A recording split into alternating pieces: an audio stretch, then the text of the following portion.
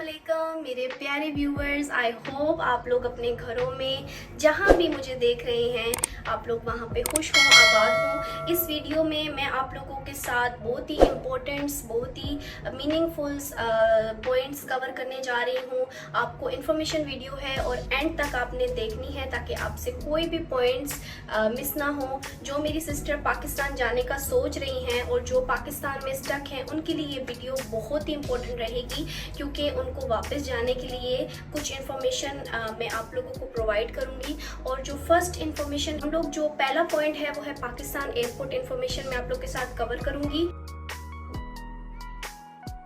अच्छा जी, तो हमने पाकिस्तान से जब दुबई के लिए वीज़ा अप्लाई किया था तो 24 आवर में हमारा वीज़ा जो है वो आ गया था। एक दिन हमने पहले वीज़ा अप्लाई किया तो दूसरे दिन हमारा जो है वो वीज़ा हमें मिल गया था। ठीक है जी, बहुत ही क्विक मिल जाता है, इसमें कोई परेशानी की बात नहीं है। तो सेकंड जो है वो हमारा वीज़ा कितने का हुआ था जी। वीज़ा दुबई के लिए 22,000 रुपीज़ का है। 22,000 आप लोगों का पर पर्सन के लिए वीज़ा अप्लाइंग के जो आपको चार्ज करना पड़ेगा उसका ये कॉस्ट पड़ता है।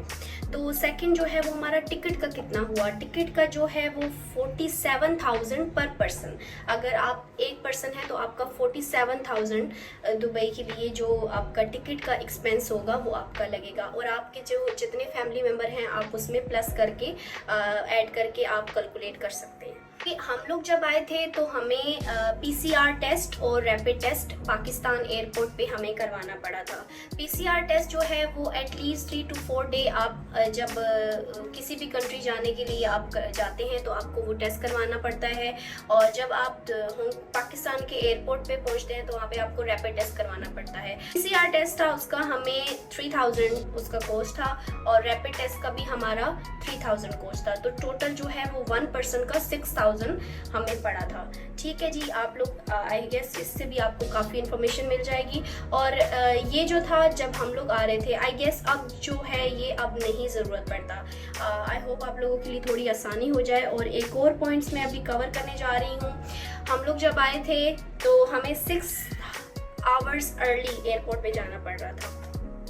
6 आवर अर्ली इसलिए कि हम लोगों को पहले रैपिड टेस्ट करवाना था। उसका जब रिज़ल्ट आएगा, अगर वो रिज़ल्ट नेगेटिव है तो हमें प्लेन में बैठने की इजाज़त थी। अगर वो पॉजिटिव आ जाता, जो नहीं आया अल्हम्दुलिल्लाह, तो हमें फिर अलाउड नहीं था। तो दुबई आने के लिए जो हमारी टाइमिंग थी वो 3.5 आवर्स में हम लोग दुबई अराइव हो गए थे। फॉर एग्ज़ाम्पल 9 o'clock की हमारा वहाँ से टेक ऑफ था और यहाँ पे हम लोग रात के 12 साढ़े 12 तक दुबई एयरपोर्ट पे अराइव हो गए थे। तो फॉर एग्ज़ाम्पल 3.5 या 4 आवर्स आपके लग जाते हैं पाकिस्तान से दुबई आने के लिए। Dubai airport information point number 2, हमारा 1 मंथ का वीज़ा लगा है दुबई के लिए और हमें 14 डेज मस्ट भी स्टे करना है। अच्छा जी, 14 डेज तो नॉर्मल स्टे करना है, बट हमें जो है हांगकांग में क्वारंटीन नहीं मिल रहा था, इसीलिए हमें मस्ट बी 17 to 18 डेज यहाँ पे रहना है। अगर हमें कोई फ़्लाइट मिलती है तो हम यहाँ से जा सकते हैं, वरना हमें और रहना पड़ेगा। पर हमारा 1 मंथ का वीज़ा है तो देयर इज़ नो इशू कि हमारा वीज़ा जो है वो 17 डेज के बाद जो है हमें मस्ट भी पाकिस्तान जाना है। तो लाइक दैट कि हमें हम लोग 1 मंथ के अंदर जितना भी रहना चाहें हम लोग यहाँ पे स्टे कर सकते हैं। अच्छा जी, तो आप सोच रहे होंगे कि हमें मैंने आपको ये पॉइंट्स क्यों नहीं कवर किया कि हमें होटल के लिए कितना चार्ज पड़ा है। तो उसका जो चार्ज है हमें पाकिस्तान से 2 लाख का हमें पड़ा है 17 डेज़ के लिए। क्योंकि अगर आपने हांगकांग का क्वारंटीन बुक नहीं किया तो आपको पहले वो बुक करवाना पड़ेगा। उसके बाद अगर आप दुबई से जा रहे हैं तो दुबई से आपको पहले होटल की भी उस तरह के डेज़ में आपको दिन एडजस्ट करने होंगे और उसका जो कॉस्ट पड़ेगा वो आपको पहले ही पेमेंट करना पड़ेगा। पाकिस्तान से जब हम लोग आए थे तो वहाँ की जो एजेंसी है उसको हमने दुबई का, उसी ने हमारा वीज़ा करवाया और उसी ने हमारी जो है वो 17 डेज़ की बुकिंग करवाई होटल के लिए। तो हमारा पाकिस्तान का जो है वो 2 लाख दुबई के होटल के लिए हमें पेमेंट करनी पड़ी। दुबई पहुंचने के बाद हमें यहाँ पे फिर से कोरोना टेस्ट करवाना था, जिसका रिज़ल्ट जो है वो 8 आवर्स में आना था। तो हम जब जैसे ही हम लोग दुबई लैंड हुए तो हमें बाहर निकलकर पहले टेस्ट करवाना था, और टेस्ट करवाने के बाद फिर हम लोग अपना सामान हम लोगों ने कलेक्ट किया। तो जब हम होटल में अराइव हो गए तो होटल में सुबह दूसरे दिन हमें जो है वो उसका रिजल्ट आया, और वो भी अल्हम्दुलिल्लाह नेगेटिव था। अच्छा जी, तो जब हम लोग होटल अराइव हो गए थे, हमारे होटल का नाम रॉयल टोन होटल था। तो जब हम लोग इंटर हुए, हमारे उन्होंने लगेज वगैरह, आप लोगों ने फर्स्ट वीडियो में तो आपने देख लिया होगा। तो जब हम काउंटर पे गए तो उन्होंने हमें कहा कि टूरिज्म टैक्स है। तो हमें भी इस चीज़ का आइडिया नहीं था, क्योंकि हमने तो पाकिस्तान से ही एजेंसी से यहाँ के 17 डेज़ की पेमेंट कर दी थी, बट हमें कोई चीज़ का आइडिया नहीं था। तो फिर हमें उनको अलग से 200 दिरहम देना पड़ा, जो पर नाइट का हमें 10 दिरहम कॉस्ट पड़ रहा था। तो उसमें से फिर उन्होंने हमें 1 डे का जो 10 दिरहम चार्ज करके और बाकी का उन्होंने हमें रिफ़ंड कर दिया, कि हर डे का हमें उन्होंने 10 दिरहम एक्स्ट्रा चार्ज किया है। तो ये चीज़ भी आप माइंड में रखें कि आपको होटल में भी आपको एक्स्ट्रा पर नाइट का आपको 10 दिरहम चार्ज करना वो लाजमी करेंगे। तो ये भी एक इम्पॉर्टेंट पॉइंट्स है, तो आपके काम आ सकते हैं। जी, बड़ी मज़े की बात तो ये मैं पॉइंट्स आपको कवर कर दूं कि हमें दुबई में कोई क्वारंटीन नहीं करना। आप यहाँ पे बिल्कुल आज़ाद हो, जहाँ जाना चाहते हो, जहाँ घूमना चाहते हो आप घूम सकते हो, इंजॉय कर सकते हो दुबई को। आप हांगकांग की जो क्वारंटीन आपने जब काटना है तो उससे पहले आप थोड़ी सी इंजॉयमेंट कर सकते हो दुबई आकर। तो ये चीज़ जो है वो बहुत हमें अच्छी लगी, और बहुत ही इसी वजह से मैंने आप लोगों के लिए ब्लॉग्स बनाए, ताकि हम लोगों को इजाज़त है, हम लोग बाहर जा सकते हैं। हांगकांग की तरह दुबई बिल्कुल स्ट्रिक्ट नहीं है, टू बी ऑनेस्ट। तो ये भी पॉइंट्स आप लोगों के लिए इम्पोर्टेंट होगा कि अगर आप परेशान हो रहे हैं, डर रहे हैं कि आपको दुबई में भी क्वारंटीन करना पड़ेगा, तो ऐसा कोई सीन नहीं है, तो बेफिक्र हो जाए। अच्छा जी, होटल की जो बुकिंग की पेमेंट, दुबई का वीज़ा, एवरीथिंग नीड टू पे बाय योरसेल्फ। और हमें इस चीज़ का बिल्कुल आइडिया नहीं था कि जो होटल हम लोगों ने बुक करवाया है ये लोग हम लोगों को खाना प्रोवाइड करेंगे या नहीं। हम लोग जब यहाँ आए हैं तो हमें इस चीज़ का पता चला है कि एक्स्ट्रा आपको अगर पानी की बोतल भी चाहिए तो वो भी आपको 3 दिरहम की पड़ेगी, जो बाहर से आपको 1 दिरहम की पड़ रही है। तो हमने ये डिसाइड किया कि हम जितने देर भी इधर रहेंगे हम अपना खाना खुद अरेंज करेंगे। जितना भी बाहर हम लोग खाना खा रहे हैं, आप लोग वीडियो देख रहे हैं, वो हमने खुद से हमने पे कर खाना अरेंज करना है। वो होटल में इंक्लूड नहीं है, और होटल का जो खाना है वो आपको एक दिन का भी, अगर आप चाय भी ऑर्डर कर रहे हैं तो बाहर अगर वो 1 दिरहम की है तो आपको होटल में 5 दिरहम की पड़ेगी।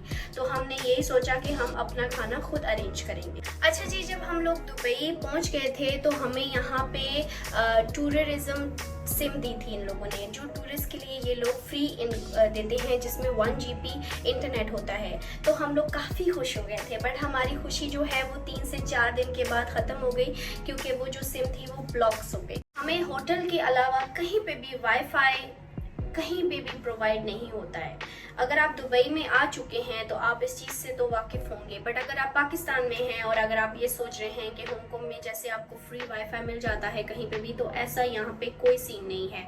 अगर आप होटल में हैं तो यू आर लकी कि आपका वाईफाई अच्छा काम कर रहा है, बट नॉर्मली वाईफाई नहीं अच्छा काम करता यहाँ पे भी। हमारा जो वाईफाई है वो रात को, होटल का जो वाईफाई है वो रात को बिल्कुल स्लो हो जाता है। हम इवन मैसेज भी करते हैं वो भी बहुत स्लोली ही जाता है। तो अगर आप बाहर जा रहे हैं, किस रेस्टोरेंट में जा रहे हैं, मैकडॉनल्ड जा रहे हैं, KFC जा रहे हैं, तो आपको वो कहीं पे भी आपको वाईफाई नहीं प्रोवाइड करेंगे, और अगर लकीली प्रोवाइड कर दें तो वो चलेगा नहीं। तो ये जो है वो really meaningful, very important points मैं आपको इसमें कवर करके बता दूँ। नंबर 3 पॉइंट है all points cover of Dubai. वो इस थर्ड पॉइंट्स में आपको मैं कवर करूंगी, ताकि आपसे कोई भी इंफॉर्मेशन आपसे मिस ना हो, और अगर आप यहाँ रह रहे हैं तो आपको मेरा कोई पॉइंट जो है वो कहीं ना कहीं पे काम आ जाए। तो सबसे पहला पॉइंट जो है वो ये है कि अगर आप खाने की टेंशन ले रहे हैं पाकिस्तान से ही, कि अगर आप दुबई आएंगे तो होटल में अगर आपको खाना बहुत महंगा पड़ रहा है तो बाहर कैसा होगा, या अगर हलाल होगा या नहीं, तो आपने मेरी वीडियो से तो काफ़ी इन्फॉर्मेशन जान ली होगी। यहाँ पे पाकिस्तानी, इंडियन, हर किस्म के खाने आपको मिल सकते हैं।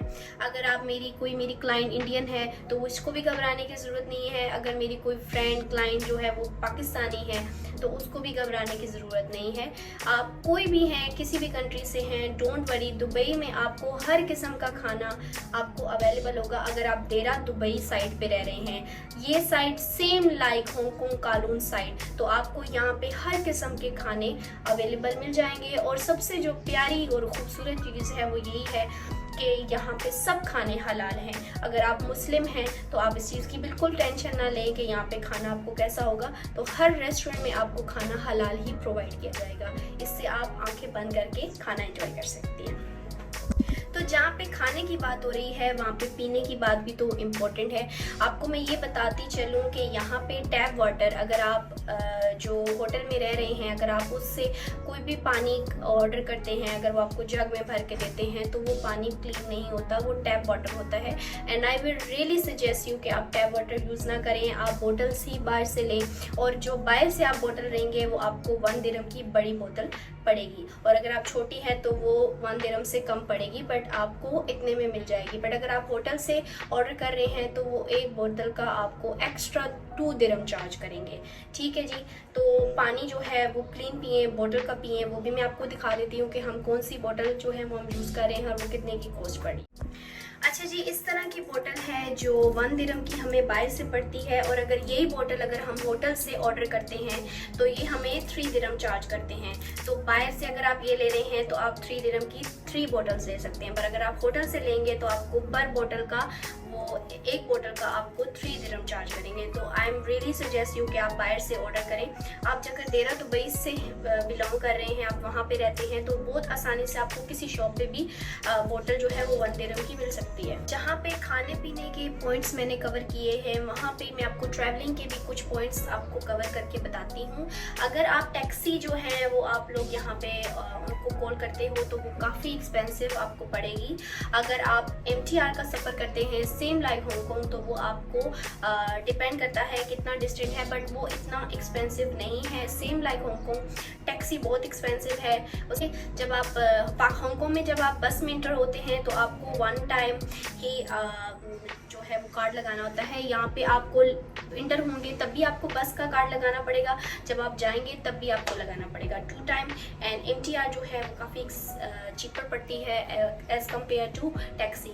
तो I will really suggest you कि आप जो है वो MTR का ही सफ़र करें। हर कंट्री में गुड्स एंड बैड्स तो होते हैं। तो जैसे कि मैंने आप लोगों के साथ एक वीडियो में शेयर किया था कि जो पाकिस्तानी लड़की यहाँ पे जॉब कर रही है सैलून में, उसकी पर मंथ 1000 दिरहम सैलरी है। तो इतना लो सैलरी है उसकी, बट दुबई की अगर एक्सपेंसेस की बात की जाए तो उतना ही कॉस्ट पड़ता है आपको। यहाँ पे इतना एक्सपेंसिव नहीं लगता जितना आप हांगकांग में अगर कमा रहे हैं, तो उसके हिसाब से आपको 100 200 हर चीज़ का आपको चार्ज भी वैसे ही होता है।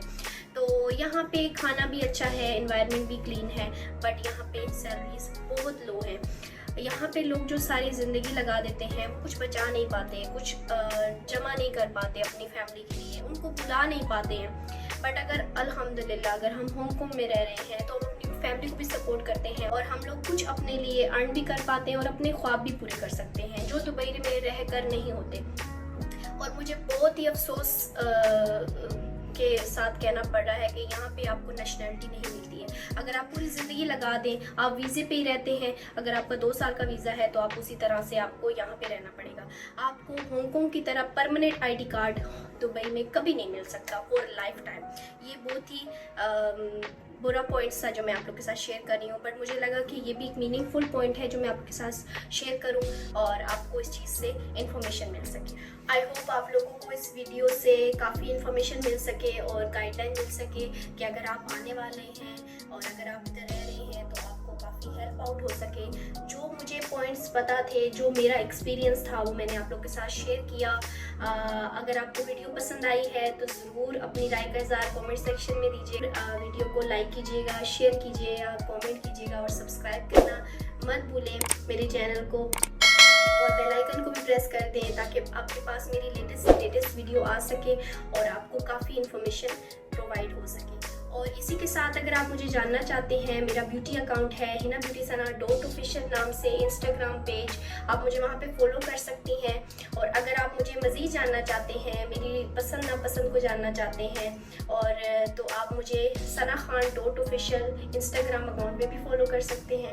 आई होप आप लोगों को इस वीडियो से काफ़ी इन्फॉर्मेशन मिली हो, और मुझे काफ़ी दिल से खुशी है कि मैंने आपको जो मेरा पर्सनल एक्सपीरियंस था मैंने आप लोग के साथ शेयर किया। और इसी के साथ मुझे इजाज़त दें, अपना बहुत सारा ख्याल रखें। अल्लाह हाफिज़।